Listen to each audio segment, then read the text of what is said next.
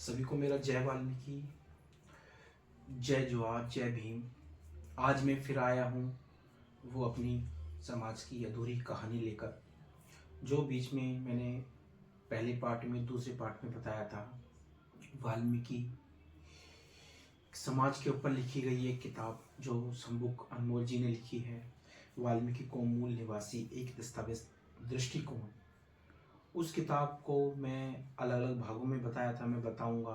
आज मैं प्रस्तावना बताऊंगा, जो छोटी सी वीडियो बनाकर ही बताऊंगा, क्योंकि देखो जितनी बड़ी वीडियो बनाऊंगा शायद आप भी बोर हो जाओगे, या सही से मायने में तो वो इस वीडियो को अवश्य देखेंगे जिनके सामने ये चीज़ बीतती है, गुजरती है।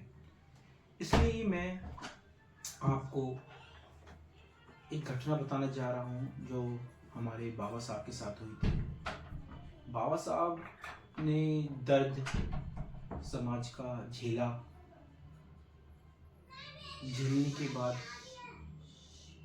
बाबा साहब को पता लगा कि जब मुझे पढ़े लिखे इतनी डिग्री होने के बावजूद भी मेरे साथ ऐसा हो रहा है तो मेरी कौम के साथ कैसा होगा। पहले एक घटना मैं आपके बाबा साहब की बताना चाहूँगा कि जब बाबा साहब अपने घर से पोटली उठा के चल दिए थे, तो उन्होंने उस पोटली को खोल के देखा तो उस पोटली में कुछ ही इतने कम पैसे थे, बनाने कहते हैं, इतने कम पैसे थे कि बाबा साहब सोचने लग गए, मैं तो सोचता था मेरे घर वाले बहुत पैसे वाले हैं, पर मेरे परिवार तो गरीब है, मेरे परिवार को मेरी बहुत आवश्यकता है। तो बाबा साहब दोबारा अपने घर लौट गए। उनका प्लान बम्बई जाने का था। उसके बाद एक घटना और बताता हूँ बाबा साहब की। जब बाबा साहब हमारे विदेश से पढ़कर आए तो उन्होंने 1917 में नौकरी की। नौकरी करने के बाद बाबा साहब के साथ जो हुआ, तो बाबा साहब ने सोचा जब मैं पढ़ा लिखा होकर इतनी डिग्री होने के बाद इतनी बड़ी पोस्ट पर डिफेंस सेक्रेटरी होने के बावजूद भी मेरे साथ इतना गंदा बर्ताव हो रहा है कि एक चपरासी भी मुझे पानी पिलाने के लिए मना करता है, तो मेरी कौम, मेरे समाज के बच्चे तो पढ़े लिखे नहीं हैं, उनके साथ कैसा भेदभाव होगा। तो बाबा साहब ने संकल्प लिया कि मुझे अपनी कौम को बदलने के लिए कुछ तो करना होगा। पर चाहते तो बाबा साहब विदेश में अच्छी नौकरी करते और अपने लिए जीते, अपने बच्चों के लिए जीते, बच्चों की कुर्बानी ना देते। ऐसे ही हमारे बहुत राइटर हुए हैं, बहुत इतिहासकार हुए हैं, बहुत लोग ऐसे हैं जिन्होंने उनके साथ जब घटनाएं हुई है, जब उनको समझ में आया कि हमें क्या करना चाहिए। तो ऐसे ही मैं अपनी वाल्मीकि कौम के लिए यही कहना चाहता हूँ, जब आपके साथ गुजरेगी आपको पता लगेगा कि इस किताब का महत्व क्या है। जब आप अनिल द्रविड़ जी का चैनल खोल के वीडियो देखेंगे या शंबुक अनमोल जी की बुक को मंगाने की कोशिश करेंगे, जो आज मैं आपके लिए समय निकाल कर बताने जा रहा हूँ, जरूर गौर कीजिएगा इन सारी चीज़।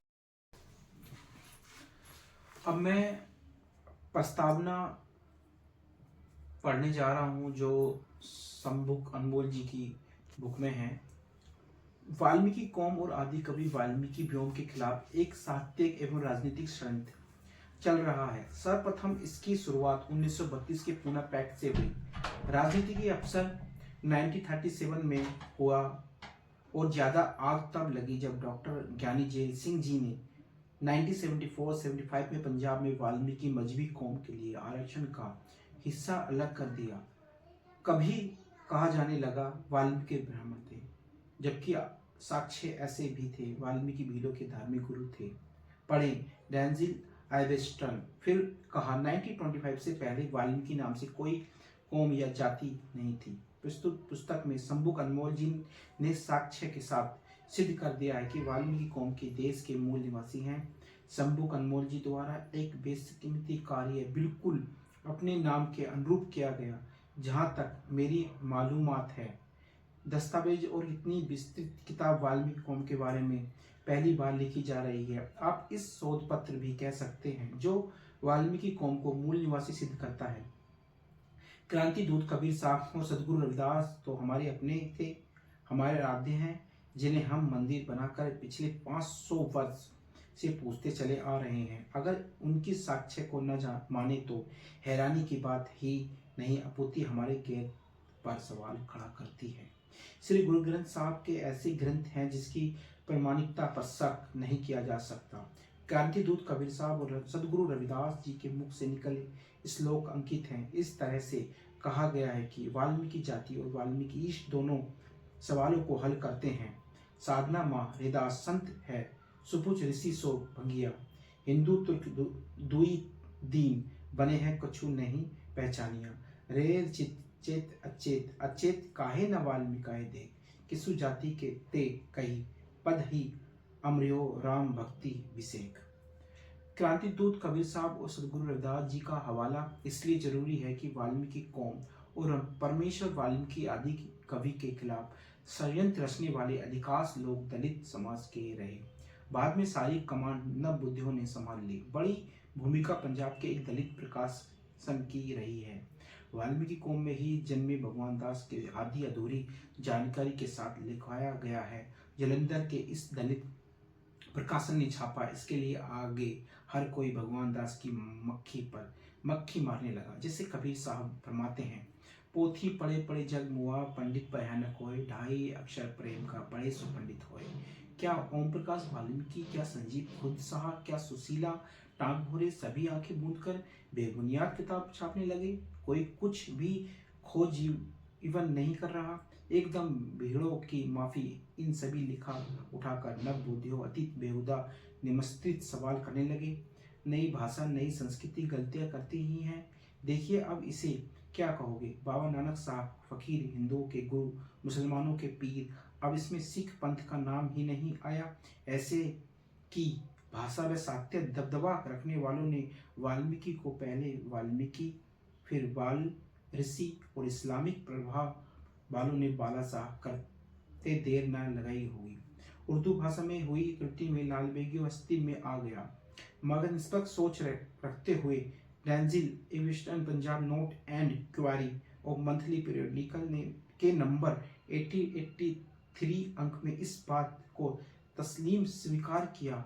मिस रीडिंग गलत व्याख्या की वजह से वाल्मीकि लफ्ज को लालबेग पढ़ लिया गया। बारिश शाह का हवाला देकर कहा जाता है कि बारिश शाह ने लिखा लाल बेग है। गुरु शहुरिया खासिया दा दुख के साथ कह रहा हूँ। इस लाइन से पहले बारिश शाह ने उसी कविता में लिखा, जिवे शेख ताहिर पीर है मोचिया दा। ये क्यों नहीं पढ़ा, क्यों नहीं उठाया सवाल। ये जो राइटर हमें इन हमारे महापुरुष रविदास जी, कबीर जी, गुरु नानक देव जी, इन सभी की बात को लिखे हुए को ना पढ़कर श्री भगवान दास जी की बात को उठाकर उन्होंने आगे बढ़ाने का काम किया। क्यों नहीं पढ़ा हमने रविदास जी को, क्यों नहीं पढ़ा कबीर जी को, क्यों नहीं पढ़ा उन्होंने गुरु नानक देव जी को। क्या ये इनके गुरु नहीं थे? क्या ये इनको मानते नहीं थे? अगर मानते थे तो क्यों इन्होंने उनकी बात को, जो पहले आए हैं उनकी बात को ना स्वीकार कर उनके बाद के आने वालों को बात को स्वीकार किया। इसी तरह पेरियार रामास्वामी नायक की खोज पूर्ण बातों को तोड़ मरोड़ कर पेश करने का दुस्साहस किया। आगे पढ़ने से पहले बताता दूं कि पेरियार रामास्वामी नायक ब्राह्मण थे, वो इन्हीं मंजूर है। पेरियार रामास्वामी नायक अपनी पुस्तक सच्ची रामायण की प्रस्तावना में लिखते हैं, वाल्मीकि रामायण की सत्यता और मौलिकता कथा को छिपाकर दुष्ट एवं पाजी लुच्चा कमाओ दक्षिण के ब्राह्मणों ने चाट खा लिया। कमाओ ब्राह्मणों ने वाल्मीकि रामायण पर सूक्ष्म पर्दा डाला था। वाल्मीकि रामायण की शिक्षाओं को सब साधारण को दी जानी चाहिए। कौन कह रहे हैं? पेरियार जी। वो कह रहे हैं तो जो भगवान वाल्मीकि जी की सच्ची रामायण है उसको तो गायब ही कर दिया गया। जो प्रचार हो रहा है वो तुलसीदास जी की रामायण का हो रहा है। लोग हर बात की तुलसीदास जी की को आगे रखते हैं। वो भगवान वाल्मीकि जी की रामायण क्यों नहीं पढ़ते? भगवान वाल्मीकि जी का ज्ञान सबको देना चाहिए। ये जो लोग पेरियार जी की बात कर कर खंडित करते हैं मां रामायण को, थोड़ा विस्तार से समझते हैं। कम जो दक्षिण भारत के पेरियार की तरह ब्राह्मण ही थे, इन्हीं दुष्टों ने मूल वाल्मीकि रामायण को तुलसीदास गोस्वामी की तरह राम भक्त को बढ़ावा देने के लिए लिखी। ऊपर पढ़िए। पेरियार कहते हैं कि वाल्मीकि रामायण की सत्यता और मौलिकता को चाट या छिपा कर खा गए। अति महत्वपूर्ण बात जो पेरियार कह रहे हैं वह यह है कि वाल्मीकि रामायण की शिक्षाओं को सर्वसाधारण को देनी चाहिए। चाहे अब वाल्मीकि नाम के विरोधियों की सुन लीजिए। ये कहते हैं कि पेरियार ने वाल्मीकि रामायण को मिथ्यक बताया। ये संभव ही नहीं था। ऐसा होता तो महात्मा रावण को पेरियार महान योद्धा कभी ना कहते। विश्व ज्ञान प्रतीक डॉक्टर अम्बेडकर खुद कहते हैं, भारत की हिंदी भाषा की पट्टी की सबसे बड़ी ट्रेजेडी ये है कि क्षेत्र के लोगों ने वाल्मीकि को हटाकर तुलसीदास को बिठा दिया। इस विशाल क्षेत्र के लोग जब तक तुलसीदास की जगह वाल्मीकि को नहीं लाएंगे वे बिछड़े और अज्ञानी ही बने रहेंगे। माँ केकसी नीलम की कोख से एक अनमोल ने जन्म लिया और कौम की दशा देख व्याकुल हो उठा। दिल में लगी इस आग और तड़प को देख आदि धर्म समाज आदर्श भारत के शिक्षा सेमिनार होशियारपुर में 18 अमृत 2019 को सम्मुख नाम दिया गया। आज सम्मुख अनमोल जी ने अपना नाम सार्थक कर दिया। दर्शन रतन रावण गुरुजी आदर्श परिवार आदि धर्म समाज वाल्मीकि कौम मूल निवासी एक दस्तावेज दृष्टिकोण। तो मैंने अभी यहाँ तक एक कहानी आपको बताई है और बाकी दूसरी वीडियो में बताऊंगा। पर मेरा निवेदन है प्लीज़ इन वीडियो को शेयर करें, लोगों तक पहुँचाएं। मैंने कहा है ना, जब तक किसी के साथ बीतेगा नहीं उसको समझेगा नहीं। अल्फ्रेड नोबेल जी थे, उनकी भाई की डेथ हो गई थी। न्यूज़ में दिखा दिया कि अल्फ्रेड नोबेल जी की ही डेथ हो गई। उन्होंने उस हेडिंग को पेपर में जब पढ़ा सुना कि मौत का सौदागर की आज मौत हो गई, तो उन्हें ऐसा लगा कि जब मैं मरूंगा, अभी तो मैं मरा नहीं हूँ, मैंने उन्हें गलतफहमी में ऐसा लगा कि मैं मर गया हूँ और मेरे बारे में ऐसी अफवाह उड़ा रहे हैं। पर कल को जब मैं मरूंगा तो ये लोग मेरे बारे में कितना गलत सोचेंगे। तो जब भी उन्होंने अपने फ्रेंडों को दोस्तों को बुलाकर अपने दस्तावेज में उन्होंने लिखवाया कि मेरी मौत जिस दिन होगी उस दिन पूरी दुनिया में 5 सब्जेक्ट, छठा सब्जेक्ट बाद में ऐड किया गया था, 5 सब्जेक्ट में जो शांति पुरस्कार, फिजिक्स, केमिस्ट्री, इकोनॉमिक्स तो बाद में किया गया है। तो ये जो सारे सब्जेक्ट को लेकर जो मेडिसिन के लिए लेकर इन सभी सब्जेक्टों में जो भी अच्छा प्रदर्शन करेगा उनको मेरे नाम से नोबेल पुरस्कार दिया जाएगा। किस दिन? जिस दिन मेरी डेथ होगी। तो 10 दिसंबर को उनके डेथ की जिस दिन हुई है उनके उस दिन ही नोबेल पुरस्कार दिया जाता है। नोबेल पुरस्कार की आप कहानी पढ़ेंगे तो जितने भी हम महापुरुषों को अपने पढ़ेंगे, एपीजे अब्दुल कलाम को पढ़ें या हम अपने सीवी रमन जी को पढ़ें या अब हमारे कैलाश जी हैं, जिन सबको नोबेल पुरस्कार मिला है। हमारे देश के बाहर के लोग भी हैं जो इन्होंने एजुकेशन के काम किया। एक लड़की ने काम किया था, मलाला यूसुफजई ने, जो लड़की ने उसको गोली तक मार दे दी। तो इन लोगों के साथ जब बीता सबके साथ, तो इन्होंने लोगों तक सामने तक पहुँचाने का काम किया, हक की लड़ाई लड़ने का काम किया।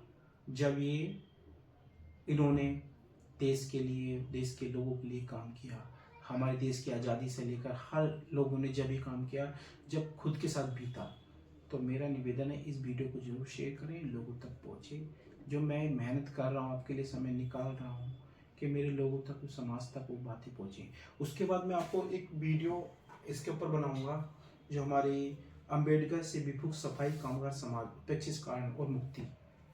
हमारे बाबा साहब ने हमें इस नरक से निकालने के लिए बहुत दुख झेले हैं, बहुत दुख झेले हैं। मेरा निवेदन है जिस चीज़ से निकालने के लिए हमारे बाबा साहब ने हमें इतना अपने बच्चों को कुर्बान किया, अपने जिस समय उन्हें खेलने की उम्र थी पर वो हमारे लिए पढ़ रहे थे, लड़ रहे थे, समझा रहे थे, उसी काम के लिए आज हम लड़ रहे हैं। क्यों? क्या बाबा साहब को नहीं पढ़ पाए? मेरा निवेदन है बाबा साहब को पढ़िए, अपने महापुरुषों को पढ़िए जिन्होंने बहुत मेहनत करी है आप लोगों के लिए। फिर आपको समझे लगेगा कि हम कौन सी दुनिया में कहाँ जी रहे थे। सभी को मेरा जय वाल्मीकि। मैं ऐसे वीडियो बनाता रहूँगा, ऐसे प्यार देते रहना। आप लाइक मत करो कोई नहीं, पर कमेंट जरूर करो। सही गलत के बारे में मुझे बताओ कि मैं जो वीडियो बना रहा हूँ सही बना रहा हूँ, क्या गलत है क्या सही है उसमें। जय वाल्मीकि, जय भीम।